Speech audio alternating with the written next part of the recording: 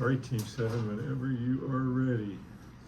All right, so our value proposition is for a continuous monitoring hormone tracker device, specifically for women suffering with hormonal imbalances.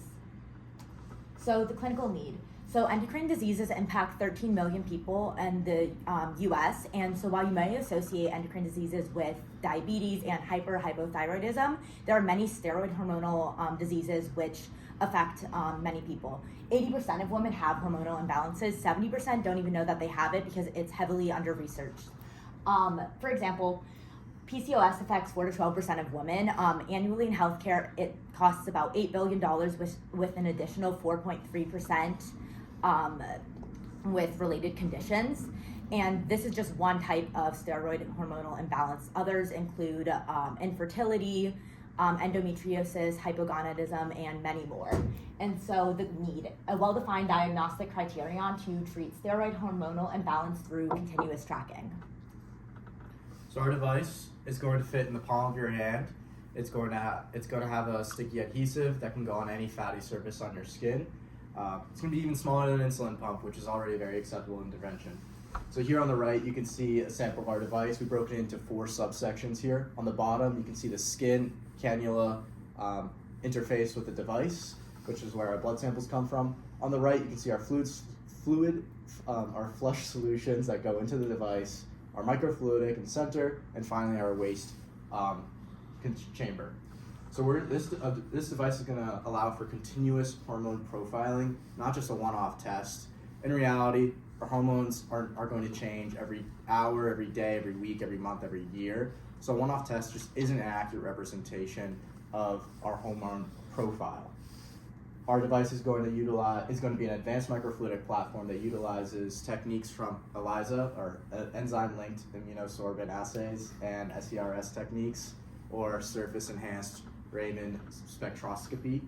They're going to utilize gold nanoparticles in that center channel, which will be attached to detection antibodies, and this will allow for enhanced detection and amplification, since hormones are in very low concentrations and they're on the picoscale size. These fluid flushes are going to allow for repeatability. If we look on the right here, we can see our fluid solutions. Our first one's going to flow in that specific detection antibodies to bind to those gold nanoparticles. Our second one, time to wake up. Our second one's going to be our blood sample that comes from the cannula.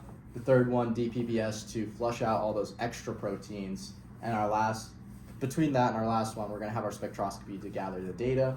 And our last one, dichloromethane, which is going to purify the gold nanoparticles. One more DPBS flush, and you're ready for another test. This might sound a little scary, a whole lot of fluids going in and out, but this is on the micro scale. So the size of a microcentrifuge tube, about 2 millimeters, would allow for over 500 tests, since each channel only takes about 1.2 microliters of fluid to go through. 500 tests over the course of a month, that would be one test every hour and a half, creating a profile of your hormones. It's going to allow for actionable data that's going to be accessible via the user and healthcare workers. So how does this actually benefit the user? So continuous tracking can help detect imbalance or fluctuations early and inform treatment to improve quality of life.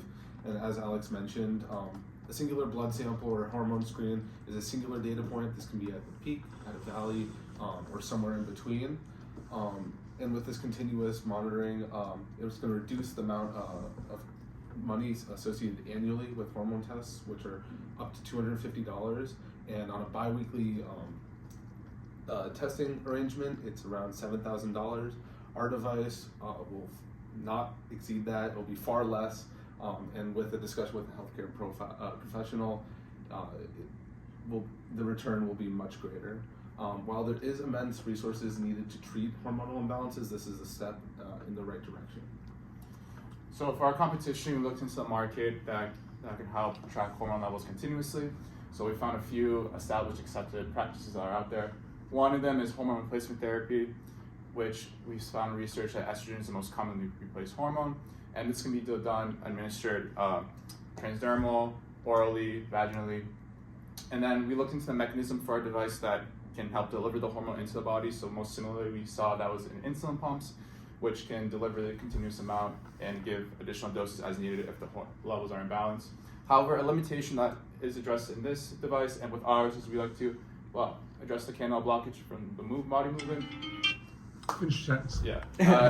And we would like to, for our device, offer pretty real, precise, real-time monitoring and for early detection of hormone imbalance. Thank you very much. Any criticism is greatly appreciated.